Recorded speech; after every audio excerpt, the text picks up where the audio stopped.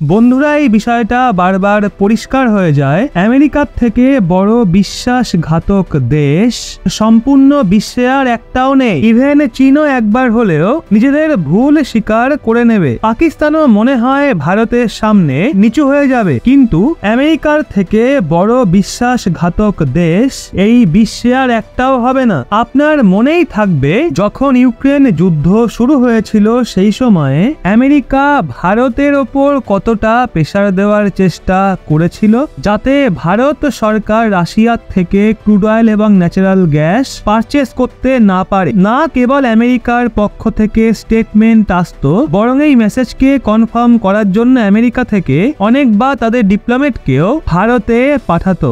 আপনাদের স্ক্রিনে একটা আর্টিকেলের স্ক্রিনশট রয়েছে। এই আর্টিকেলটা 2022 সালের 9 জুনের, যখন ইউক্রেন যুদ্ধ কেবলমাত্র শুরু হয়েছিল। এই আর্টিকেলের হেডিং এতেই পরিষ্কার লেখা রয়েছে, আমেরিকা ভারতকে বলেছে যে ভারত যেন রাশিয়ার থেকে ক্রুড অয়েল ক্রয় না করে। এবং তারপরে এটা মার্চ 2022 সালের আরো একটা নিউজের আর্টিকেল, যার কথা অনুযায়ী সেখানে নিষেধাজ্ঞা থাকা সত্ত্বেও ভারত রাশিয়ার থেকে ক্রমাগতই ক্রুড অয়েল এবং এনার্জি পারচেস করেছে। এখন এখানে নিষেধাজ্ঞা কে লাগাবে? সেটা তো আমেরিকারই কাজ।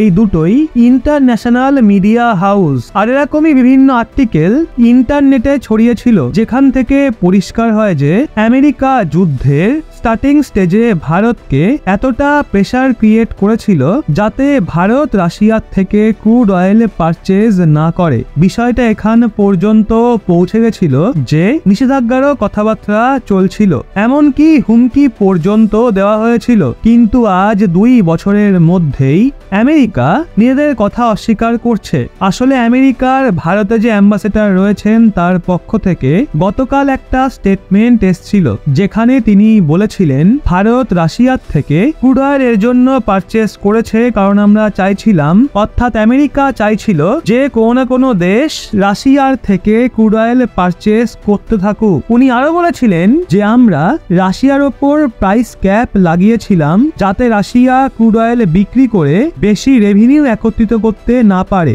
অর্থাৎ যাতে রাশিয়ার বেশি লাভ না হয়। আর সেই প্রাইস ক্যাপকে কখনোই ভায়োলেট করা হয়নি। প্রাইস ক্যাপ লাগানোর কারণে রাশিয়ার ক্রুড অয়েল থেকে ইনকাম যথেষ্ট কম হয়ে গিয়েছিল। এছাড়াও আমেরিকার অ্যাম্বাসেডরের কথা হলো, তিনি ভারতকে এটা কখনোই বলেননি যে ভারতকে কি করতে হবে আর কি না, বরং আমরা ছোট ছোট ভিক্টরিজ আমাদের নামে করেছি। তারা এটা বলেছিল যে ভারত রাশিয়ার থেকে অয়েল পারচেস করতে থাকুক। আমেরিকা এটা এই জন্য চাইতো যাতে ইন্টারন্যাশনাল মার্কেটে ক্রুড অয়েলের দাম বেশি বৃদ্ধি না পায়, যাতে ক্রুড অয়েল এবং ন্যাচারাল গ্যাসের দাম সীমিত থাকে। এই স্টেটমেন্টটা আজকের সময় আমেরিকার অ্যাম্বাসেডারে ভারত আমেরিকার প্রেসার সত্ত্বেও রাশিয়ার থেকে ক্রুড অয়েল পারচেস করা জারি রেখেছিল।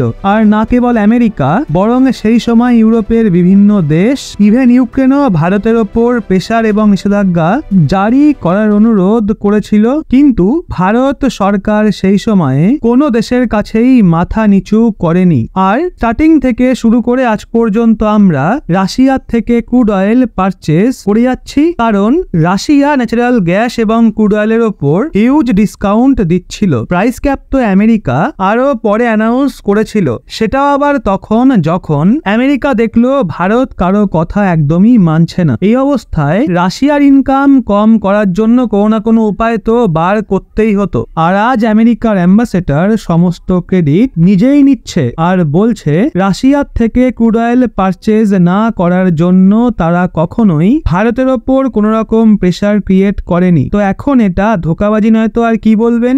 বাকি আপনাদের মতামত কমেন্টে অবশ্যই জানান।